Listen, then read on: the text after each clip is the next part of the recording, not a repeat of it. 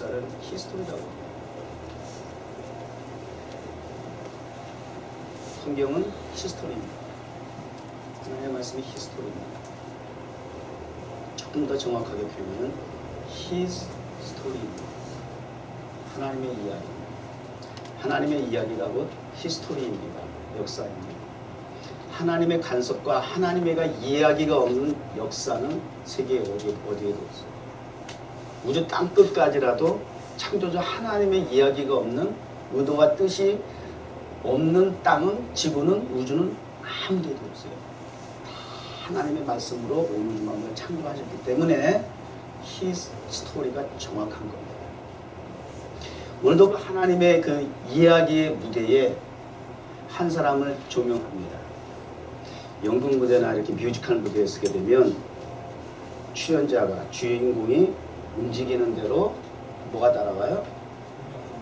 조명의 그걸 스포트라이트라고. 스포트라이트가 쫙 따라가지고 또 한 가지 또 어떤 게 따라가요? 카메라가 쫙 잡는 거죠. 저는 여기서 설교하고 카메라 여기 있고 놀래가지고 서집사 볼 때 그러는데 이렇게 되면 이제 웃기는 거죠. 그럴 수 없어요. 하나님은 역사의 무대에 하나님의 이야기를 전개할 때 하나님의 사람들을 시대마다 세우는데 그때마다 하나님은 온 세상을 감찰하신다네요. 온 세상을 감찰하시면서 특별히 하나님의 시선이 스포트라이트와 같이 머무는 사람이 있고 사건의 현장이 있어요. 오늘 말씀의 주인공이 아브라함 그런 사람이에요. 페르시아 화려한 궁전에 하나님께서 시선을 조명 스포트라이트를 맞추지 아니하고 홀로 방에서 창문을 열고 이스라엘을 향해서 기도했던 다니엘에게 포커스를, 조명을, 스포트라이트를, 하나님의 시선을 맞춘다는 거예요. 아말렉에서 이스라엘 백성들이 아말렉과의 전투를 할 때에 많은 군사들이 앞에 나가서 전쟁을 하지만 하나님의 시선과 하나님의 스포트라이트, 하나님의 하늘나라의 카메라는 산 위에서 두 손을 들고 기도하는 모세에게 다 맞춰져 있는 거예요. 연상이 되십니까? 수많은 사건과 현장과 인물들이 스쳐 지나가는 이 역사 속에 하나님의 시선이 머무는 곳이 있다는 말이에요. 그런 인물들이 되면 먼저 주의를 축복합니다. 딴 데 한눈을 파셨다가도 어휴 뉴욕 정원교회, 뉴욕 정원교회에서 드리는 경배와 찬양과 예배, 뉴욕 정원교회 성도들이 타임스퀘어 광장에서 찬양하고 기도하고 말씀 선포하는 그 예배의 현장에 하나님의 시선이 그냥 강하게 임하기를 바랍니다.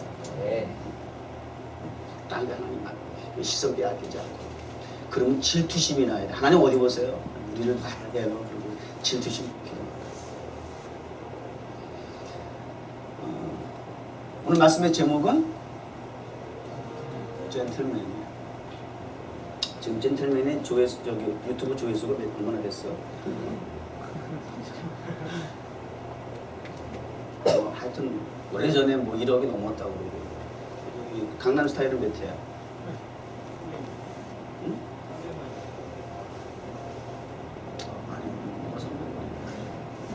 저기 유튜브 조회수가 몇 억이잖아. 이렇게 됐죠. 거의 뭐 전 세계 사람들은 그? 응. 그게 빌리언이라 그랬어?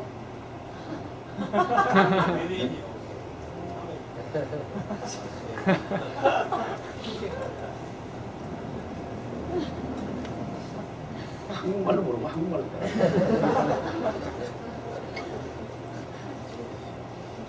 소통이요 쉬운 게 아니에요. 같은 언어라도 소통이 오늘 말씀을 통해서 하나님과 소통하길 바랍니다. 네. 제대로 소통합니다. 그 젠틀맨 가사는 또 다시 한번 좀 봤지. 킹자이기도 하고 웃자고 하는 거기도 하고 뭐 그런 거니까 특별히 의미 듣고 있는 것 같지는 않고 가사는 젠틀맨인데 하는 짓은 논티고 덕티잖아요. 그런 짓을 하고 있는 거예요. 오늘 그 아브라함이라는 인물 12장에서부터 등장돼요. 12장에 아브라함이 등장을 하는 거예요. 아브라함이 12장에 그를 찾아가시고 말씀하시고 부르세요. 너는 내 본토 친척 아비의 집에서 나와 이끌어내시는. 그럼 어디로 가요? 내가 이게 지시할 땅으로 가 이거예요. 이것이 아브라함에게 첫 번째 하시는 말씀이에요. 본토 아베 친척집을 나오고 내가 내게 지시할 땅으로 가. 그런데 아브라함은 갈 바를 알지 못하는 가운데 하나님의 말씀에 순종하고 나간다. 우리 그리스도인의 인생은 특징은 하나님의 말씀을 쫓아 살아가는 거예요. 이때 나의 아브라함이 75세 75세인데 얼마만큼 오래 장수했느냐가 문제가 아니라, 그 인생을 평가하는 기준이 아니라 하나님의 말씀을 쫓아 살았느냐 안 살았느냐, 하나님의 말씀의 삶 속에 있었느냐 없었느냐, 그게 그 인생을 평가하게 되어 있어요. 이번 동계올림픽 처음으로 자세하게 이번에 그 경기를 좀 봤어요. 사실은 그동안 뭐 김연아 때문에 좀 보긴 했어도, PBS 때도 조금 봤어도, 그 밖에 막 이렇게 스피드 저기 하는 거 보면은 막 이렇게 해가지고 말이죠. 500m, 1000m, 1500m, 1000m까지 막 하는데 말이죠. 중요한 건 마지막 메달을 거는 것은 그 경기 규칙 룰대로 마지막 끝까지 정당하게 정확하게 고린을 먼저 해야 한다는 거죠. 우리 인생이 길고 짧게 사는 것이 문제가 아니라 인생에도 규칙이 있고 룰이 있단 말이에요. 언젠가 우리가 마지막 그 골인하는 그 지점을 향해서 들어가야 하는데, 그곳에 우리 하나님께서 우리를 평가하시고 그 심판대 앞에서 우리에게 메달을 수여하려고 준비하고 계실 때에 어떤 룰과 규칙을 가지고 지금까지 너희들이 인생을 살아왔느냐 했을 때 딱 한 가지 하나님 보시는 규칙이 있어요. 그것이 하나님의 말씀이라는 거예요. 말씀을 쫓아서 네가 살았느냐 안 살았느냐를 하나님은 기준으로 보신다는 말이에요. 그 중국 선수같이 궁뎅이 잡으면 안 돼, 남의 궁뎅이 마지막 가가지고. 아무리 그렇게 해서 만약에 자기가 먼저 들어와서도 그건 실격이야. 그건 은메달도 그거 어떻게 은메달 그냥 주는 줄 몰라요. 그거 실격이라고요. 아무리 그래 그때도 그건 룰이 아닌 거예요. 하나님의 말씀을 쫓아 살아가는 그 인생에 하나님께서 스포트라이트를 비춰 주십니다.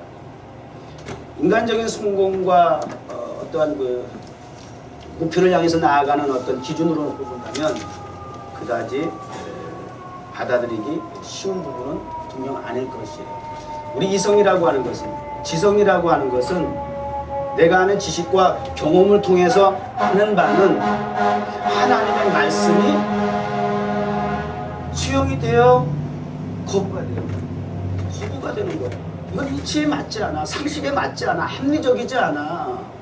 어떻게 하나님의 말씀, 어떻게 본토 아베 친척집을 모든 내가 가지고 누리고 수 있는 기득권을 다 포기하고 내려놓고 어떻게 그냥 맹목적으로 방향도 알 수 없고 목표도 알 수 없는 곳에 어떻게 그냥 맨손 들고 빈손 들고 떠나가는 것이야. 이거는 말도 안 되는 상황이지요. 하나님의 말씀은 이성과 이렇게 계속 부딪혀요. 거부할 수밖에 없어요. 즉시 거부할 수밖에 없어. 불편해. 편하지 않아요.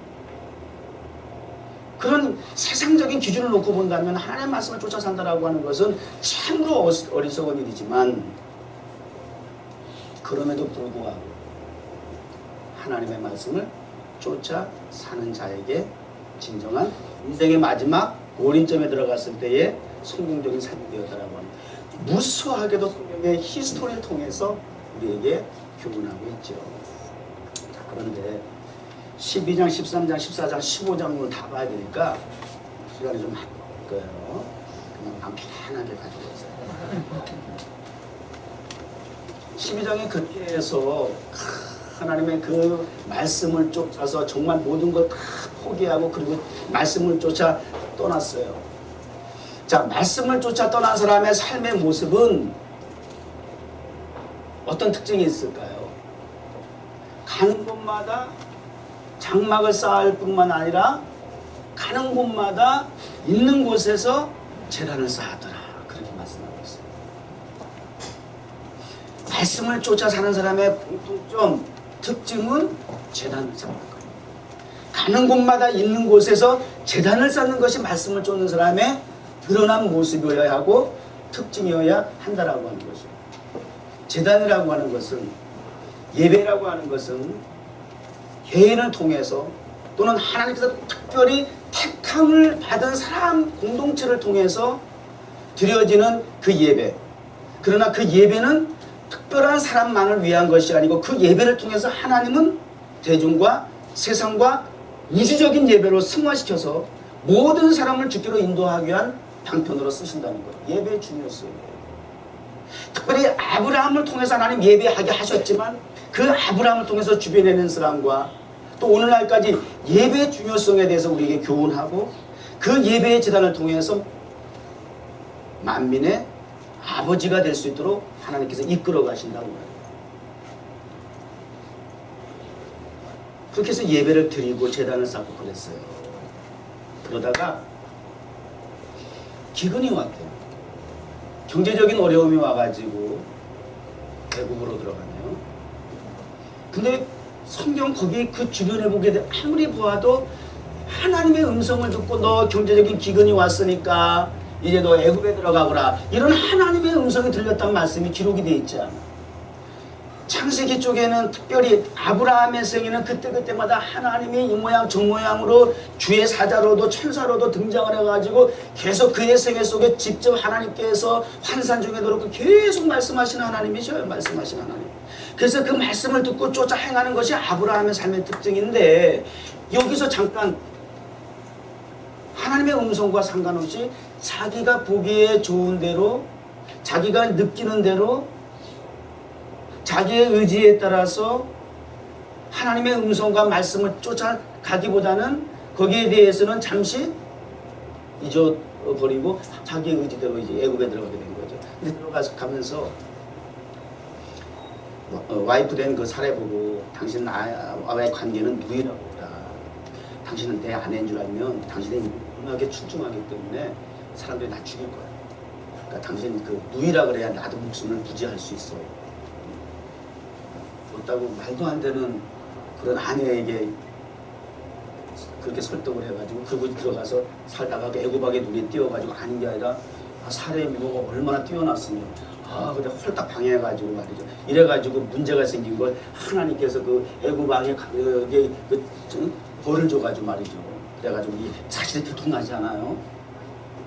그래가지고 서둘러서 애굽에서 나가. 그리고 애굽왕이 막 쫓아냈단 말이에요. 12장 마지막에 아브라함이 퇴장하는 모습은 전혀 젠틀맨이 아니에요. 젠틀맨 반대말이 뭐예요? 젠틀맨 반대말이 뭐예요? 성종아, 네가 영어 잘해. What is gentleman 반대말? Not gentleman? 똑똑하네. 노티야? 더티야? 그렇게 붙일 수 있어요? 우리 식으로 하면 우리 말이 최고야. 막 갖다 붙이면 다 표현되는 거 있지. 쫌팽이라든지 이거 영어로 해서 또 뭐야 찌질이라든지 이게 지금 젠틀맨은 고사하고 12장에 아브라함이 출발은 잘 기똥찼는데 12장 퇴장하는 마지막 무대에서는 이거 완전 찌질이고 쫌팽이 같은 모습이야. 이게 뭐야. 그래도 하나님의 은혜로 애굽에서 나오게 됐어요. 근데 13장에서부터 이제 젠틀맨의 이 명예를 불명예를 이제 12장에 퇴장했는데 13장부터서는 이 명예 회복을 해요. 함께 있는 조카로 서로 막 부유해져가지고 말이죠. 결국 나누어질 수밖에 없어요. 조카로서 딱 불러다가 너 인마 삼촌 말 들어. 내가 이렇게 우하면 넌 동으로 저기 좌로 가고 내가 좌하면 넌 우로 가. 뭐 이렇게 한 것이 아니고 네가 먼저 선택해. 네가 먼저 선택을 하면 네가 동하면 내가 서로 가고 응? 네가 서하면 내가 동으로 갈게. 자, 네가 먼저 골라 해가지고 이 소돔과 고모라 쪽으로 보기 좋은 대로 롯이 먼저 선택해서 가잖아요. 그리고 이제 나누어졌어요. 분리가 됐어요.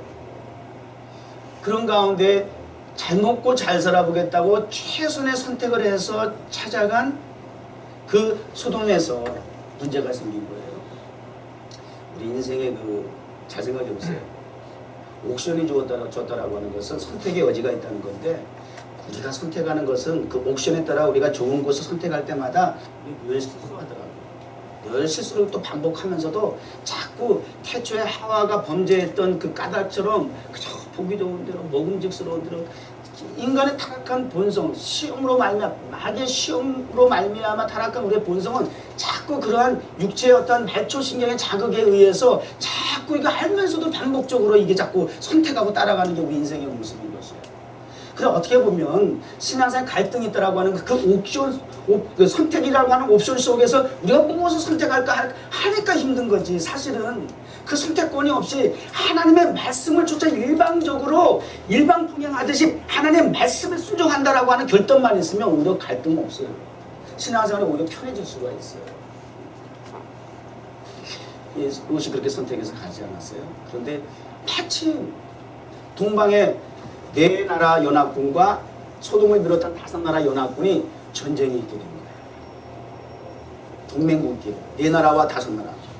근데 네 나라 연합군이 소돔의 왕과 비롯해서 5나라 연합군을 무찔러 버린 거예요. 그래가지고 사람들을 포로로 그리고 많은 재물들을 가지고 그리고 이제 돌아가는 그 소식을 듣게 된 거예요. 근데 그 소돔에서 포로로 잡혀가고 있는 사람 중에 자기 조카 롯이 있다라고 하는 걸 이 아브라함이 소식을 듣게 된 거죠. 그러면서 오늘 본문 말씀이 이제 시작이 되는 거예요. 이제 설교 시작이에요. 이제 시작이 되는 거야. 지금 과정 얘기하는 거야. 서론이나 에피소드가 이제부터 시작이에요. 근데 이 상황 속에서 5나라의 동맹군을 쳐부신 이긴 4나라의 동맹군 연합군에게 대적하기 위해서 아브라함이 이제 군사를 모으는데 군사라고 할 것도 없어. 성경에 있는 표현 그대로 자기 집에 있는 가신이라고 얘기를 했어요. 318 영어 성경에 trained man born in his household. 그냥 집에서 태어나서 집에서 길리운 그런 사람 318명을 군사로 데리고 출전을 한 거예요. 몇 명이라고 해? 그 4개국 동맹군의 인원수는 나와 있죠. 적어도 그래도 많을 거 아니에요. 뭐 국가 정도의 단위라고는 할 수는 없어도 당시의 시대적인 배경 부족 정도의 어떤 단위라 그래도 최소한 수천 수만은 안 될까? 기억나는 것이 생각나는 것이 미디안의 정말 이 바다의 모래알과 같은 그 수많은 대군에게 기도원과 함께 300명의 용사처럼 거의 흡사한 장면이잖아요. 그 318명 길리온 자를 데리고 나가서 이제 전투를 하겠다는 거예요. 대단하죠? 그 결과적으로 이겼어요. 그죠?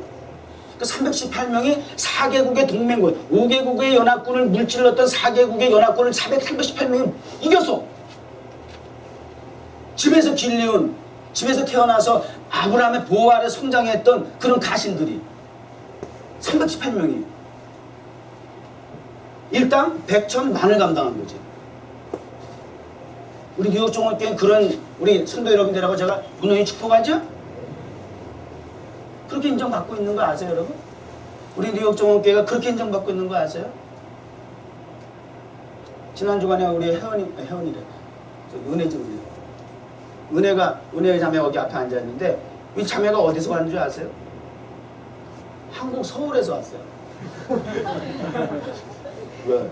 한국 서울에서 왔더니 웃기는 얘기? 그런 게 이렇게 웃기는 얘기인지 몰랐는데 나 도대체 할 수가 없어. 나 웃으라고 얘기했더니 안 웃고 이상한 데서 뻥뻥 터져. 어떨 때 웃으라고 이렇게 얘기를 하는데 안 웃으면 내가 막 썰렁하거든. 근데 생각지도 안 해서 막 빵빵 터지면 내가 또 당황스러워. 이게 왜 그러지? 왜 우리 은혜 자매가 여기 와서 앉아있느냐. 한국에서 그 생명생교회라는 그 서울에 있는 교회 목사님이 제가 여기 없을 때 여기 아마 오래전에 여기 다녀가셨던가 봐. 그리고 하동호 목사님하고 얘기도 좀 하고 그러면서 한국에 돌아가셔가지고 그 뒤로 계속 전화가 오는 거예요. 나도 한 번 받았는데 자기 교회에서 우리 참한 자매 하나 우리 뉴욕 종합교회 보낼 테니까 파송할 테니까 거기서 좀 훈련 좀 잘 시켜달래. 그럼 좀 저는 민망했어. 뭘 훈련 시키지? 특별한 거 하나도 우리 교회 없는데 이 목사님 뭘 보고 우리 교회 보내서 훈련을 시켜달라고 할까? 근데 얼마나 전화를 때마다 하셔가지고 그냥 굉장히 애지중지하면서 그냥 그렇게 말씀을 하시는데 막 부담까지 올 정도였어요. 그 속으로 이게 따님이신가 보다. 목사님 자기 딸인가 보다. 너무너무 지극정성과 사랑을 가지고 좀 우리 아이 하나 보낼 테니까 좀 보살펴달라고 잘 좀 훈련시켜달라고 말이죠. 그래서 원자매예요. 근데 내가 그랬어요. 하여튼 네가 알아서 이따 가라 내가 그랬어요. 특별히 훈련시킬 게 없어. 나는 부담스러워. 그런데 가만히 생각해 보니까 그 목사님이 안목이 있으신 거지. 뉴욕 정원교회 뭐 잠깐 왔다 방문하고 가셨지만 평일날 저 카페 앉았다 차 한잔 마시고 가셨는데 도대체 왜 그러시는지 모르지만 뉴욕 정원교회 보내면 뭔가 훈련될 수 있다. 하나님 앞에 쓰임받을 수 있는 그런 인재가 될 수 있다. 아마 그런 게 감동이 되었던가 보죠. 실제적으로 말씀하신 대로 보냈고. 근데 맞아요. 그동안 지난 10년 동안 수만까지는 아니라도 하여튼 수만 그래도 그냥 설교하다 보면 내가 그 집에서 모니터링 하거든. 우리 또 홈페이지에 올라와 있는 그 설교 제가 또 들어봐야 될 거 아니야. 그럼 헛소리 많이 하더라고. 뭐 야곱이라고 그러는데 요셉이라고 그러고 디아코노스라고 그래야 되는데 뭐 저기 코이노니아라고 막 그럴 때마다 내가 막 그 모니터링하면서 화끈한 거는 거야. 애들은 이럴 때 지적을 안 해줬지. 아니, 여러분들은 뭐 그냥 안다고 하지만 그거 외국에서 동영상 보면 목사 무슨 소리 하는 거야. 지금 그럴 거 아니야. 지적질 해도 그렇잖아. 수많은 청년들이 왔다 갔잖아요. 비록 여기서 같이 신앙생활을 더불어 함께 했으면 정말 큰 교회 됐지만 그래서 다 여기서 예수 영접하고 여기서 신앙생활 짧게는 6개월, 1년, 몇 년 하다가 다 그래도 한국이든 어디든 다 가면 그래도 공통적으로 하는 얘기가 정원교회 생각이 날 수밖에 없다는 거예요. 정원교회에서 신앙생활하는 것이 내가 일반 기성교회 가서 신앙생활 하려니까 적응이 잘 안 될 정도로 이게 특별한 거였다라고 하는 걸 그때 가서 느꼈다는 거예요. 정말 여기서 거의 훈련이더라는 것을 자기가 알았다는 거예요. 우리 교회 처음 나오자마자 타임스퀘어 광장에 가서 찬양해야 되고 막 수많은 대중이 있는 데 가서 막 찬양하고 기도하고 막 이런 어디 교회 가도 경험할 수 없지 사실은. 우리 교회 오자마자 예수 믿자마자 교회 다니자마자 시작하자마자 하는 일이야. 평생 예수 믿어 길 건너가 전도 한 번 못하는 사람들이 얼마나 쎄빠졌는데 교회. 근데 그냥 오자마자 다 꽂혀서 타임스퀘어 광장이 어디야 도대체. 거기 가서 예배를 드리지 마. 극장 앞에서 하드락 카페 가서 예배 드리지. 보통 예배지. 근데 사실은 이런 그 훈련도 훈련이지만 제 개척 초기에도요. 뉴욕 뉴저지 쪽에 많은 그 젊은 목사님들, 특별히 이제 부교육자 되는 목사들이 상당히 많이 와서 어떤 교회에서는 큰 교회에서 10몇 명이 막 단체로 왔었어요. 저한테 카페 조그만 공간에 카페 혼자 할 때 목사님 목회 비전이나 목회 철학에 대해서 듣고 싶습니다. 배우고 싶습니다. 수도 많이 왔다 갔어요. 그때 거의 교인도 없었어. 그냥 여기 그냥 교회 가스펠 카페 뉴욕 가든 처치 오픈해놓고 혼자 있을 때야 그때는. 그런데도 그렇게 막 사방에서 와가지고 영향력이 있어. 아브라함이 함께했던 가신 318명이 그렇게 영향력 있는 인물이야. 여러분 우리 뉴욕 정원교회 앞으로 그런 소문이 더 많이 날 수 있도록 간증이 되고 증거가 되게 될 줄로 믿습니다. 이런 역사 나타나야죠. 순수한 일이죠. 잘 훈련받고 갈 수도 있지만 여기 머물 수도 있다는 거. 그거는 또 우리 예진 사모님 같은 경우도 우리 좀 은혜가 와가지고 양보를 했는 모양인데요. 자리를. 여기 동생이 여동생 여기 유학생활하는 거 회사 잠깐 그 휴직계 내고 여기 한 달 정도 동생 여기 어떻게 지내나 하고 방문 왔다가 한 달 비자 내서 방문 와서 여기 왔다가 지금 8년 9년째 살아. 그리고 여기 청년하고 만나가지고 목사님 되고 지금 사모님 됐어요. 한 달, 2달 있으려고 왔다가 지금 10년 가까이 산다니까. 그리고 팔자 정도 목사님 사모님 됐어요. 이게 뉴욕 정원교회 스타일이야. 여기 함부로 취급하면 안 돼. 이거 큰일 나. 여기 하나님께서 특별히 길러오려고 작정한 그 특별한 사람들이 여기 있는 거야. 뉴욕 정원교회 특징.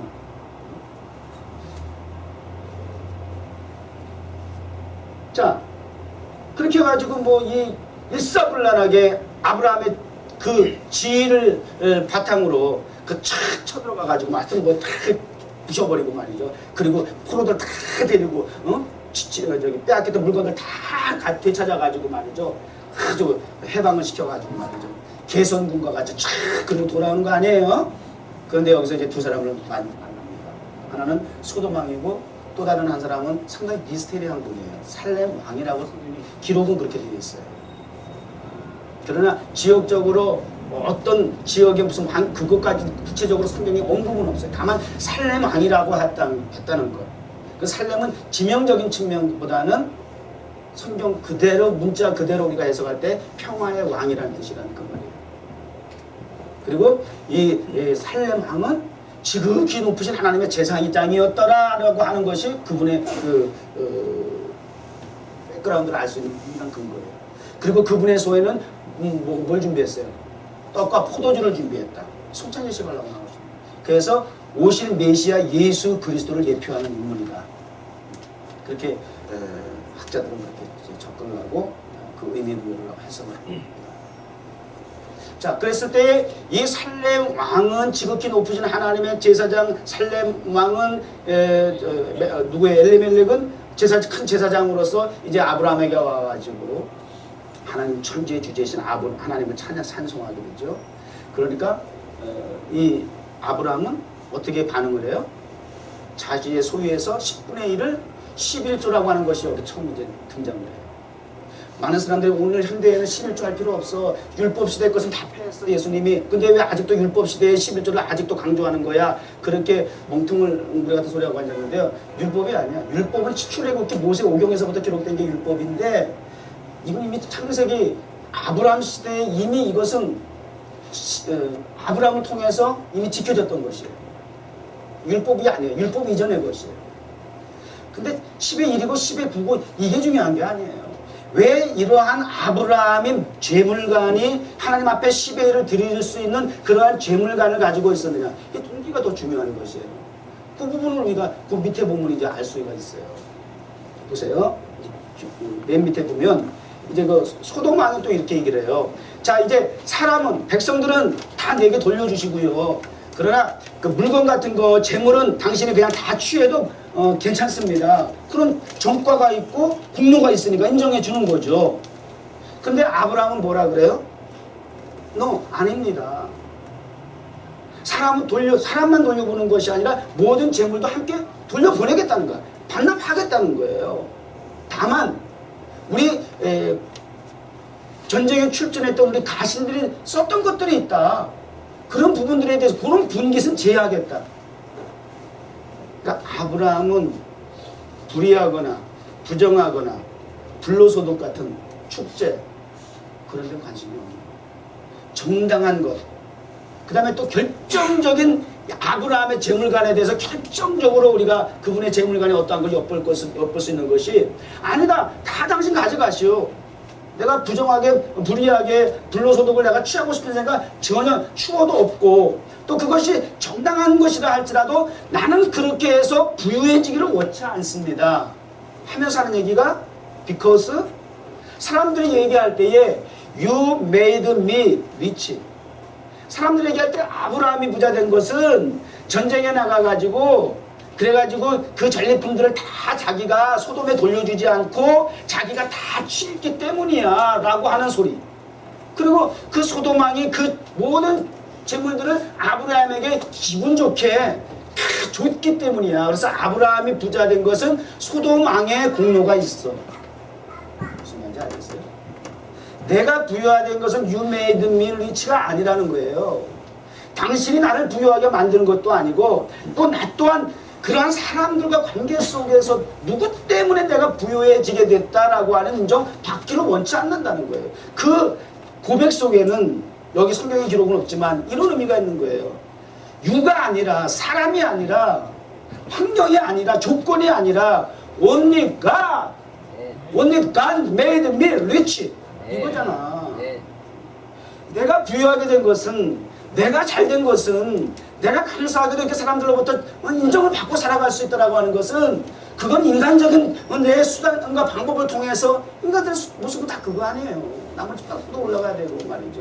남의 주머니에 있는 거 어떻게든지 빼서 내 주머니에 넣어야 되고 다 다 그거 아니에요. 사기를 치든 공갈을 치든 협박을 하든 뭐 그냥 하여튼 죽여서라도 막 긁어 모아야 되는 거 아니에요. 수상과 방법을 가르치 않냐고. 근데 그렇게 해서 부유하게 되는 거 아니다 그 말이에요. 그렇게 인정받고 그렇지도 않다는 거예요. 오직 하나님께서 내게 복을 주셨다라고 하는 거. 축복의 근원이 하나님께 있다라고 하는 거. 그러니까 이런 표현도 쓰잖아요. 아브라함이 소돔왕에 이르되 22절에 천지의 주제이시오 지극히 높으신 하나님 여호와께서 이렇게 얘기하잖아요. 천지 온 우주 만물 하늘과 땅을 지으시고 창조하신 그리고 주제가 되시고 주권자가 되시고 주도권을 가지고 행사하시는 주인이신 실세이신 주권자이신 하나님 이렇게 긴장하잖아요. 지난 주간에 여러분 드린 헌금 봉투로 그렇게 기도하다가 새삼스럽게 이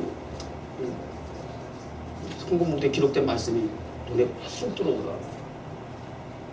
역대상 29장을 배경으로 하고 있는데 역대상 29장의 마지막 말년에 다윗이 평생의 소원이 성전 건축하는 거였는데 하나님께서 성전 건축하는 거 허락하지 않으면 아들을 통해서 세우신다고 하시네요. 그래서 성전 건축으로 해서 평생에 하나님의 성전을 위해 쓰려고 그냥 금은 보화를 그냥 그렇게 많이 모아는 거야. 그래가지고 정말 그 금은 보화를 하나님의 전에 채우고 그리고 모든 도구와 벽에도 그냥 막 금은 보화로 막 그냥 도배를 할 정도로 그렇게 할 양을 막 준비해놓고 말이죠. 그런데 하나님 허락하지 않았지만 그럼에도 불구하고 그렇게 준비하고 예비한 그런 마음을 가지고 마지막 이제 이렇게 하나님의 성전을 봉헌하기 원한다라고 하는 그런 마음의 의중을 백성들에게 전하게 되니까 백성들도 막 그냥 사방에서 왕이 하나님의 성전 세우기 위해서 그렇게 준비를 했다 그러니까 사방에서 백성들이 막 자기의 모든 소유를 막 갖고 나오는 거야. 집안에서 막 금은팽으로 막 다 갖다가 하나님의 성전을 우리 왕 같은 마음으로 우리도 그렇게 하나님의 성전을 세우기를 원합니다 하고 그러니까 너무너무 막 그냥 이 다윗이 그냥 감격을 한 거지. 그래서 역대상 29장 12절에 보면 부와 귀가 주께로 말미암고 또 주는 만유의 주제가 되사 손에 권세와 능력이 있사오니 모든 자를 크게 하심과 강하게 하심이 주의 손에 있나이다. 그러면서 오늘 여기 헌금봉투에 있는 그 말씀이 기록된 거예요. 나와 나의 백성이 무엇이간데 이처럼 즐거운 마음으로 드릴 힘이 있었나이까 모든 것이 주께로 말미암았사오니 우리가 주의 손에서 받은 것으로 주께 드렸을 뿐이다.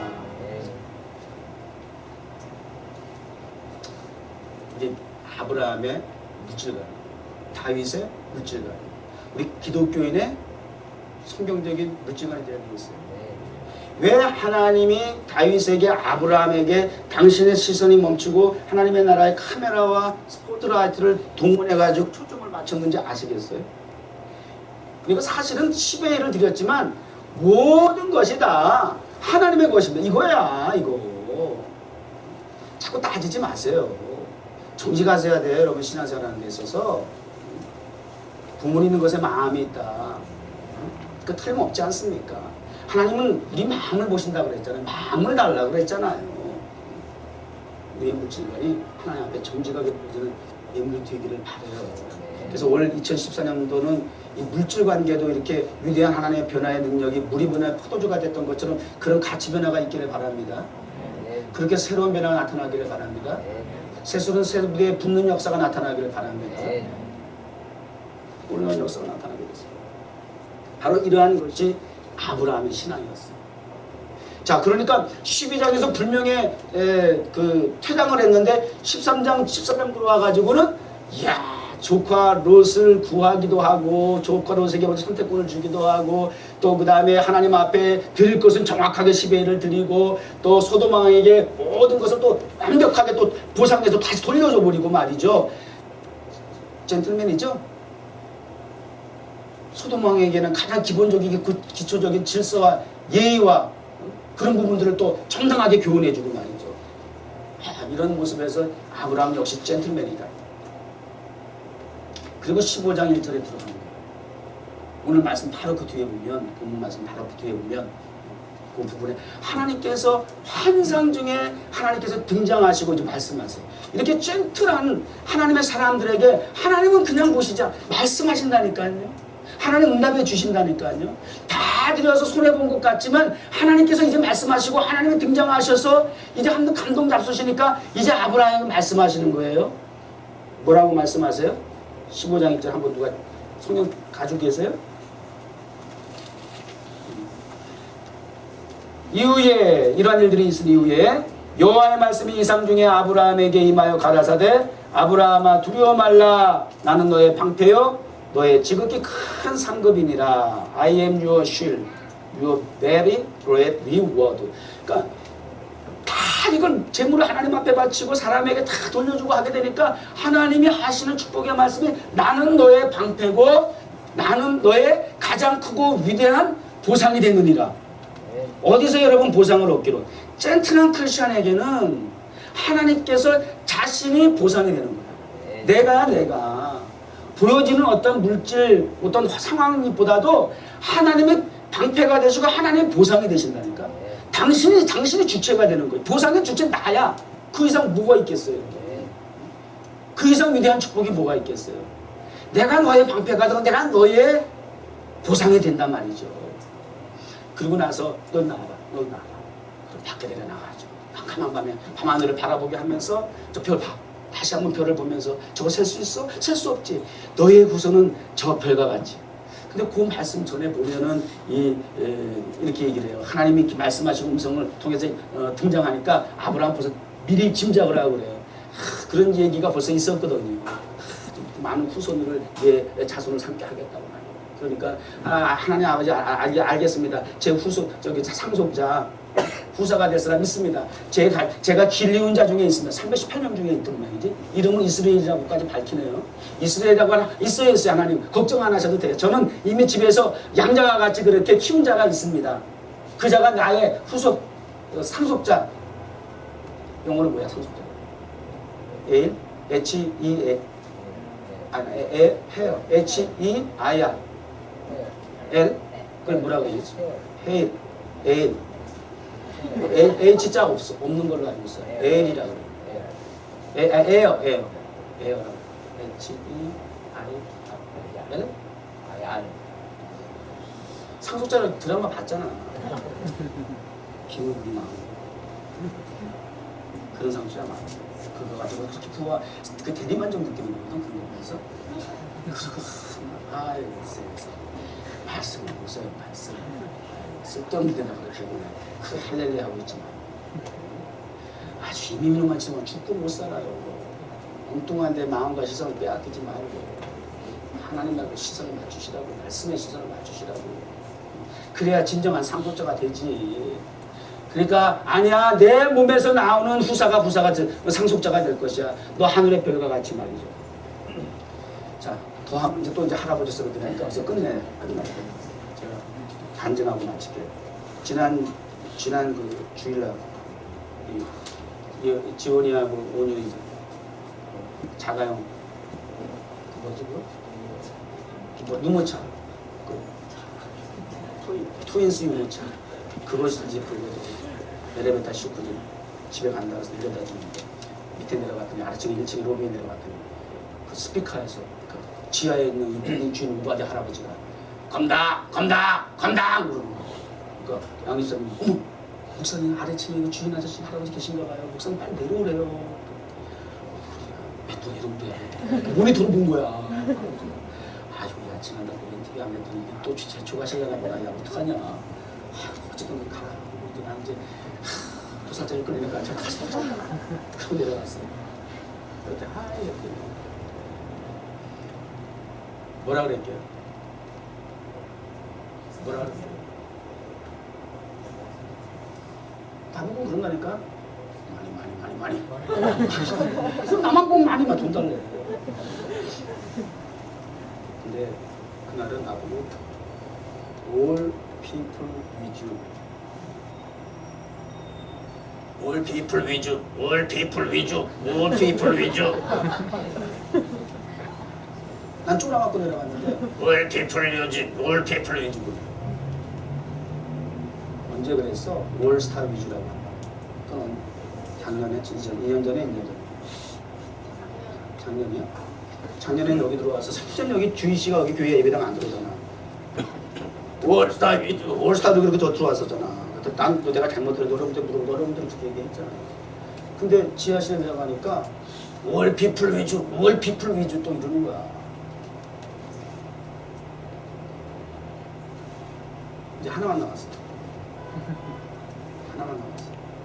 이제 그 주인 씨 오바댜 할아버지 입에서 이제 한 마디만 더 하면 이제 하나님 우리 뉴욕정원 교회 이제 대박 나는 거야. 한 마디만 더 나오면 그 입에서 올스타 위주도 했고 올 피플 위주도 했어. 이제 한 마디만 더 하면 끝나. 왜 장집사? 뭐 와닿는 거 있어? 왜 그래? 뭐 한 마디만 더 해주면 좋을까? 응? 그렇게 너무 그렇게 또 그러면 젠틀맨답지 못하지. 그냥 아무리 아쉬워도 속으로 바라는 거 없잖아. 있지만 그거 대놓고 이럴 수 있지 않냐.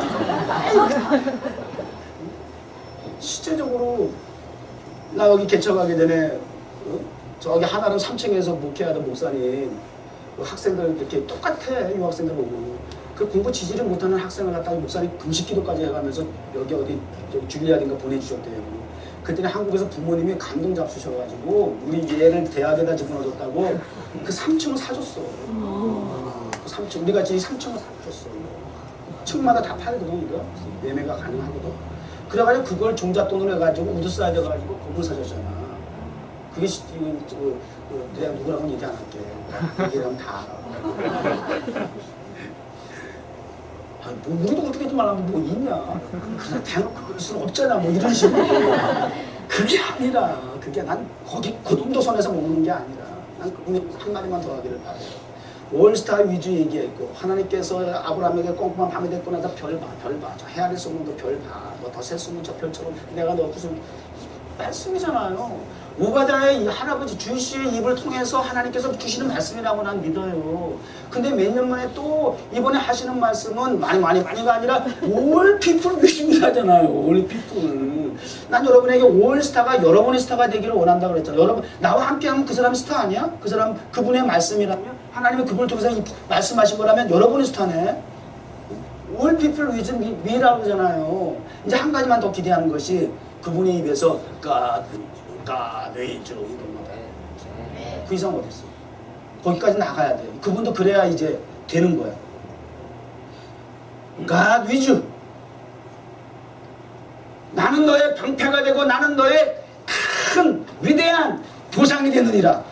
상급이 되느니라. 이상 더 어디 있어?